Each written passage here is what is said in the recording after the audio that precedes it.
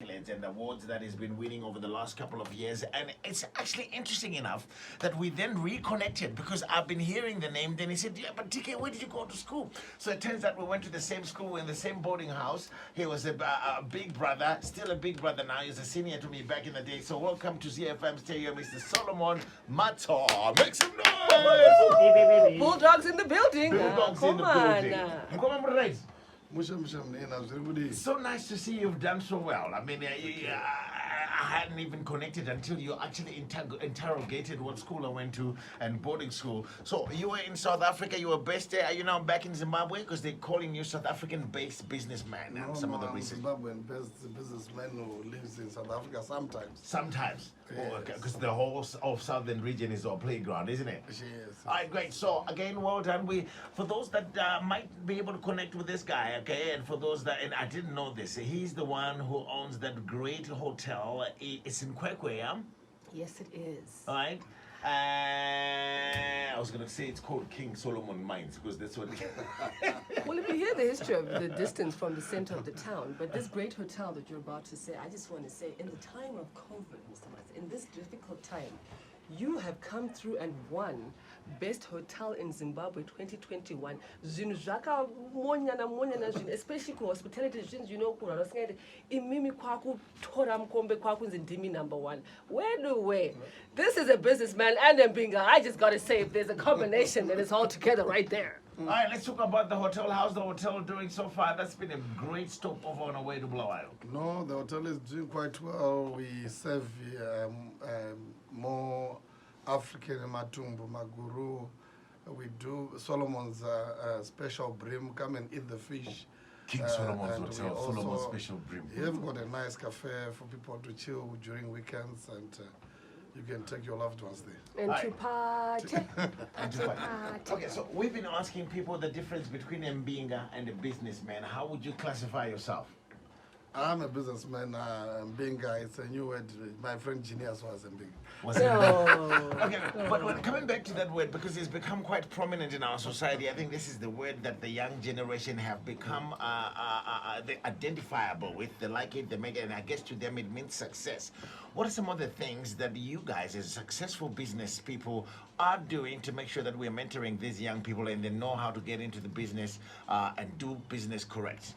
Right, we believe in integrity as business people. I think that's the most important thing. You should be accountable, responsible, innocent, honest, and truthful in whatever you are doing to be a business person. When you're a business person, you create wealth. You don't spend money recklessly. You know, you are always supposed to be seen looking after the wealth you create and create more and more and more so that the generations to come, would remember you for the things you would have achieved during your lifetime. So the Mbinga side, I think it's more of the guys who buy champagne every day and do all sorts of things. And they do have money, some of them, but you don't know whether they really invest their money correctly. I've got someone that says businessmen try and hide their money, Mbingas try and show their little money. Yes, Tim? Not compare and contrast. Coming also, I must say it myself, coming from a business background and now venturing recently into the new stage of my journey of entrepreneurship. Per advice, you began obviously as what we're calling an entrepreneur. Yes. And my point is, entrepreneur of integrity. And that honesty to begin with. Now, Yeah, no Yes. feja. yeah, but then we're in an era where there's fake it till you make it. Everything, even in business, and I'm seeing it in a little business that I'm running. A lot of it is, if I don't show and have this presentation, it seems like I'm not attracting. It seems like because everything and not dealing. You understand? In fact, that's how it all began. It was like whatever it is. No. The clients, the people you do business with, want to see energy in you. They want to feel your energy towards what you want to do. Right. It doesn't really matter. This thing of fake it, it doesn't matter if you cannot give a deliverable service. Okay. It's the energy towards your goal, which makes people say, let's try this person. We don't necessarily need you to come wearing expensive suits and pretend to be this and that. Yeah. Because at the end of the day, if you say tomorrow at 12 o'clock, I will deliver this. If you do it, then that's a point. That's how business people grow. When I started my business, I was tried the same way. And it was just by coincidence, but within about a month, I had a contract which I was given because I actually walked into a shop, and my friend had bought a bed, and the guy. The shop was failing to deliver the bed to his house because of transport problems in South Africa. So I say to the manager, can I deliver the beds for you? Wow. For sure, I was faking it. I didn't have a car. But you had a Hey. solution. But I had a somewhere. solution. Okay, okay. So I went and organized the car. Then I delivered the bed for this guy. While I was there were 3 other people who said, can he also deliver for us? Hey. By the end of the day, I had delivered about 24 parcels. Wow. Wow. All right, let's talk about Then that. they say, come next day. Then it was like a joke. Then within a week, they said, the next weekend, they said, no, but can you come back? And this is how this business started. Wow. Are you still doing that business now? I gave it to my first manager. We were running about 16 trucks in that business. Wow. So my first manager, I gave him the business to take it for his family, and I diversified into bigger trucks. All right, wow, talk about humble beginnings. Now, we want to go back to just how long has it taken you to establish your business empire, and where did you come from? Did you get any financial support, any loans, any of those big... Not to start. You don't need money. You don't need money at all to start a business. What do you need need? Thank to you. have? Thank you. You need to have. You need to see a problem and have a solution to it. Okay, we are If you are not, surrounded if by you are not problems. prepared to see problems in your society, even if you try to do business the next 100 years, you won't make money. Be innovative. Yes. All right, cool. Because we're like Tika was going to say, we're surrounded. We're in time where we're surrounded. A problem, Yeah. And yet you have already just said the solution. You want to get some, and it's start so. Start. Capital. A lot of people, I believe. Those are not business people who really when you want to sell tomatoes, you first go to the market and buy tomatoes and try to sell them. If you can sell them, then you can say, I want a farm. But you cannot sell tomatoes or start looking for a farm to do tomatoes, but you don't know who can buy the tomatoes. What are you gonna do with them? You don't even have any packaged solution to what you want to do, but you want to say now, the president must give me a farm. If you are giving the farm, the next thing is you're just gonna go to the bank, get the money, and run away. All right, Because the work which comes with it needs a lot of energy. It needs a lot of commitment. Yes. all right, my next question is, what is the secret of turning a business idea into a money-making project? Right. If you, as I say that, if you see a problem in society, and like now I think there's a problem of number plates in Zimbabwe. Too many. Because most cars cannot have number plates because it takes too long and it's too many cars. expensive. To me, it's a business opportunity already. And if I do that, I will make $1 million. Then they say, where did I get the money it's from? Kwambo. And it's Kwambo. So it's things like that where you move around and you hear people talk and you realize there is a problem. And then you sort those problems. Once you solve the problems, business starts and keeps on growing and growing. And in the process, what's interesting about business, once you do something good, people want to give you opportunities. People want to work with you. So the business, like myself, I started running a small hardware shop. When I was going to my hardware shop, that's when I started the transport business. When I was doing the transport business, my hardware shop and transport, I end up in hospitality by coincidence because I was supplying building materials. Wow. And it just goes on and on and on. Nice. So you cannot be somewhere doing something. You guys just complain. Get up and do something. Yes, Tim, talk to me. Solomon Matsa, what is the difference between being rich and being wealthy? Being rich, I think it's more. Wealth to me is to do with property. All right. Is to do with tangible things. Wealthy. Wealth. Okay. Being wealthy is to have properties, Okay. to have tangible things. It's not just that you have got a stock exchange number and you are wealthy. You need to go a bit more. You need to have properties for you to be a wealthy person. But being rich can just be an issue of numbers. But remember, I can have 100 million today in the bank account, which is not my money. You didn't get a float. You can get it float or for whatever purpose. My loan. So when the That's money what comes my in, power someone is very can well think they are managed. rich. So you can you can actually use money which is not yours, and people will say animal, but when you look at the bottom line, you realize there isn't anything. So, but when you are wealthy, a person with properties, where you say, I can go on pension or I can resign and things will just work. So what we for need to themselves. be looking for going forward as entrepreneurs and looking into business is seek to be wealthy, don't seek to be rich. Yeah, no, don't seek to be rich because it's very temporary to be rich. Yes, Right. yeah. As a successful business, what is the strangest request that you've had from anybody? No, people come to me daily, they want money. They want money. They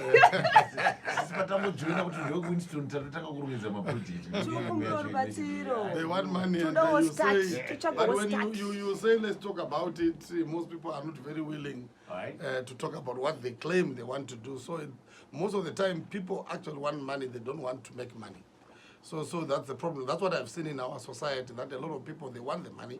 But when you say no, they walk from point A, point Z to get money, goes like this. It takes over minimum 5 years for a person to really make it. Because you need to try, make mistakes correct, try again. Potatoes,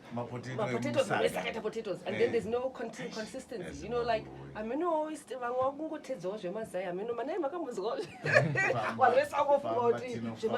and how do we get people to be consistent? Because I'm learning in entrepreneurship, consistency is key. You know, it's just attitude. What it's has a chico chiguita manimazwan. I don't know. I think those people are just opportunists, as far as I'm concerned. But it's good to be opportunists. But it's not a bad thing, because opportunities come sometimes in that format. So when something is trending, but it's a problem when everyone is selling alcohol every corner. It's a problem when everyone is selling zuta every corner. It's a problem when everyone is selling clothes every corner. Where do you make the profit? How do you make the profit? You understand? That's when the problem starts. That's where you find that the opportunities in Zimbabwe are humongous as far as I'm concerned. So people have to think broadly and say, if someone is doing this, I do something different. I'm building a mall in Shurugi right now, and my model in the mall already is I'll have one supermarket, I'll have one bottle store, I'll have one this one, that one, that. So people whom I'm giving tenants, they only come with the idea, and only one will be allowed into the mall, because I don't want to congest the mall with the same product. It does one. All right, when we come back, we're probably going to take questions from our listeners, and then we'll have a couple of questions from on our side as well. But it's great to have you here, Mr. Solomon Matsa, who is the owner of King Solomon's Hotel and other things as well. I know you've been a big voice when it comes to township tourism. Are you winning with that voice and with that concept? I think we have done quite well in Kwekwe. Then we are now in Willowville. In area 8, Glenview, please come to Solomon's Lifestyle Cafe. We have actually created 2 models where we have got the general bar. We're going to have to charge you for advertising. And then we have... businessman. It's okay, he's a businessman. He's not we a pay. We'll definitely pay for advertising. Nothing's for Mahala. But I'm quite curious about this township tourism, because it's a concept that's really dear to my heart, and I'm glad that, you know, guys like you that are funded are picking it up, and it's something that we look upon in Zimbabwe.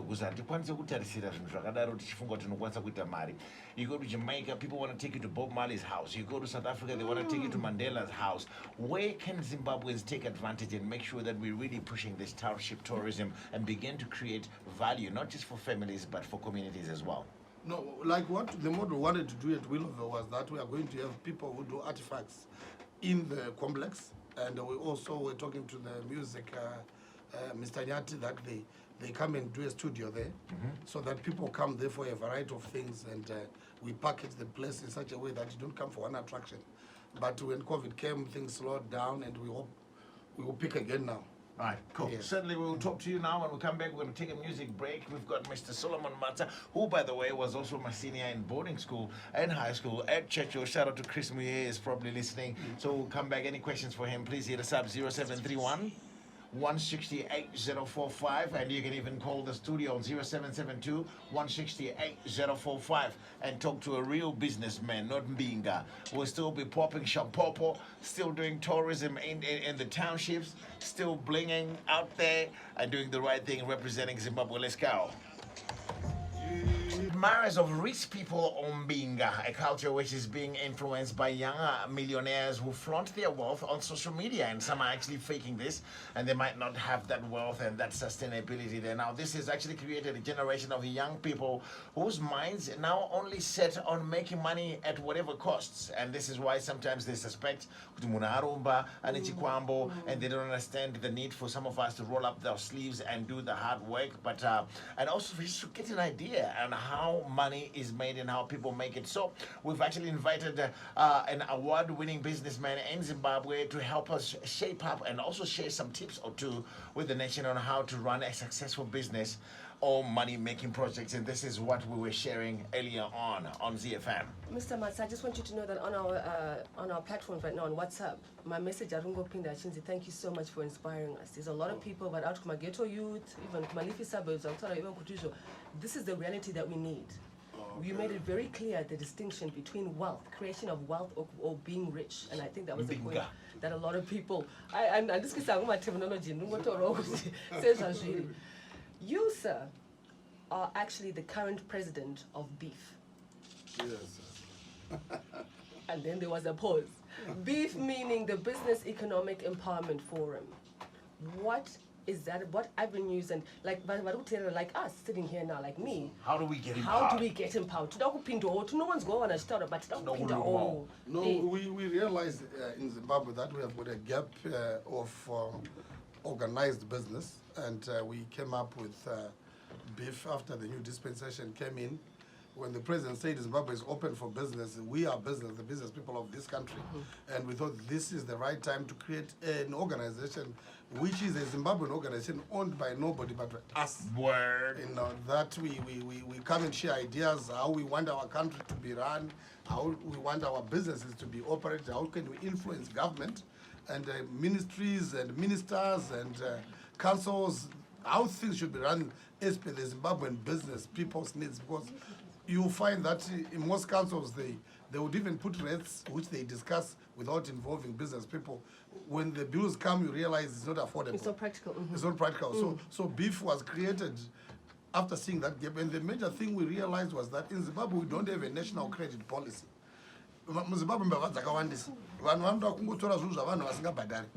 So we are pushing as Beef that we need to organize a national credit policy which must be run by the government, by business, by the private companies, by the legal fraternity, so that everyone is involved, where we've got a fair system of accountability, because we want an accountable government, an accountable people. Zimbabweans must be accountable for what they do. Your objectives. We have lobbied for the black road constructors to do the road from Harare to Bellbridge. Yes. And fortunately, the president and his presidium and they eventually appointed black contractors, and we are very proud of that project. And we are hoping more ministries are going to roll out projects like that, where Zimbabweans come first, because we come first in our country. Yeah, but these black guys must not let us down also, these people that were advocating. Yes, thank you. Because you see, because I'm not as about to say that. It wasn't me. Anyway, I have something dear to my heart, and this is what I'll ask you. One of the things that I've watched over the years is the lack of continuity, especially in black wealth. Okay, we have had generations and people that have trailblazed and made money for their families, but somehow there hasn't been that generational wealth and legacy in terms of passing it down and make sure that this success after you've worked so hard yourself, Mr. Solomon. I mean, you still hear the Oppenheimer families and so forth. We had great families in Zimbabwe. Some of them were Kapero, I don't know, is it an era, maybe Zwikwambo. How do we ensure that as black people, with the wealth that we make, we're able not just to empower our communities, how do we keep it in our families as legacy? Okay. What's critical? I'm doing with my wife right now here. Yeah, Papa Magona. Mama. And she's gorgeous. Because when I'm doing honest business, there's nothing to hide. Yeah. My family must know exactly what I'm doing. Nice. Well I work with my kids. My son, one of them runs a trucking business. Because I teach them. We work together. We cooperate. And normally my kids from boys from the age of I would just say 8 years, they start working in my business. All right. So That's I work with them. So every holiday we go to work together. No one remains at home. Everyone goes to work from 8 to 7 p.m. when they're on holiday, and it goes like that. That's where the school fees comes from. There's nothing from They have to understand.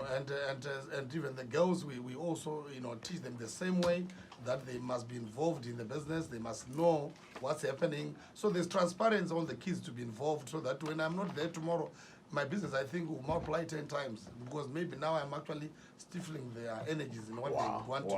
Wow. Well, might as well talk to you, Mrs. Matsa. Good afternoon. How you doing? Business partner. This is quite a good thing because, you know, I think even here, I'm the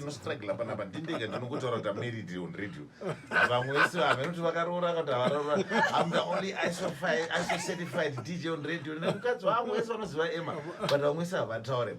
Does that make a difference? And some maybe you've also observed. How does that make you feel to be made partner and to be involved from a decision about business? Does it help you understand? Does it help you be able to stand on your own should anything happen to Nkoma Solomon? Yes, it does. I think, to be quite honest, my husband is very empowering.